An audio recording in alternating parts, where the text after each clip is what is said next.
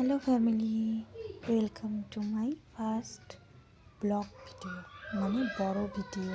প্রথম আমি বড় ভিডিও বানাচ্ছি, তো ভুল ত্রুটি হলে একটু ম্যানেজ করে নিও।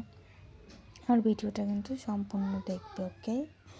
তো welcome to my first blog video.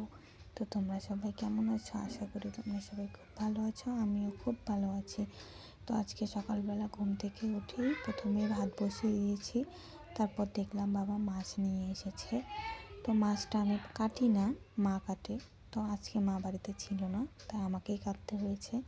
কেটে নিয়ে বাবাকে বললাম, বাবা কী দিয়ে খাবে? বাবা বললো আলু দিয়ে ডাল কর। তো তারপর গোলমরিচ, জিরা বাটা আর লঙ্কা বাটা দিয়ে আমি আলুর ডাল বানালাম, যেটা আমরা খাই আর কি, খেতে ভালোবাসি।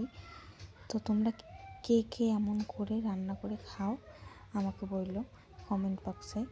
তো তরকারির কালারটা যেন কেমন লাগতেছিল ক্যামেরার মধ্যে, তো আমি তোমাদেরকে সেটাই দেখালাম যে তরকারির কালারটা কিন্তু ওরকম না, আসলে হলুদই ছিল। তো আমার রান্না কমপ্লিট করে আমি জামা কাপড় গোছাতে চলে আসলাম। এগুলো কিন্তু আমার সব দাদার জামা। আমার দাদা সব সময় জামা কাপড় এলোমেলো করে রাখে। তো জামা কাপড় গোছানো কমপ্লিট। তো বিছানাটা তুলছিলাম, তুলতে গান বলছিলাম। আমার কিন্তু গান বলা খুব অভ্যাস, শুধু গান বলবো। তো আমি কিন্তু তখনও তরকারিটা নামাই নেই, উনুনের মধ্যেই ছিল। তো বিছানাটা গোছাতে আমার তরকারি রান্না হয়ে গেল। তো তারপর আর তেমন কোনো কাজ ছিল না, তো চট করে গিয়ে স্নানটা করে আসলাম।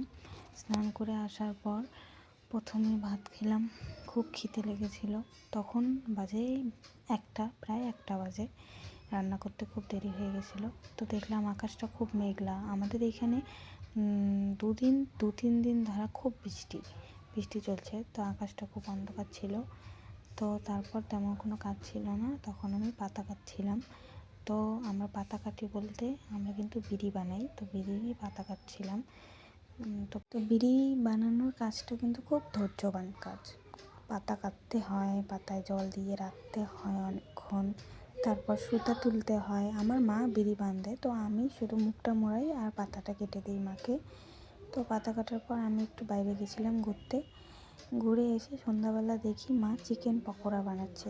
বাবা মাংস নিয়ে এসেছিলো, সেই মাংসটি সলিড পিসগুলো মা রেখে দিয়ে মা বললো একটু চিকেন পকোড়া ভেজে দিই, খা। তো চিকেন পকোড়াটা যেহেতু ভালোই হয়েছে, বাড়িতে কোনোদিনও মা বানায়নি, প্রথম বানালো, খেতে ভালোই লাগছিলো। তো আজকের ব্লগটা এই পর্যন্তই ছিল। তোমাদের কেমন লাগলো আমাকে জানিও কিন্তু, আর ভালো লাগলে লাইক কমেন্ট সাবস্ক্রাইব করে দিও।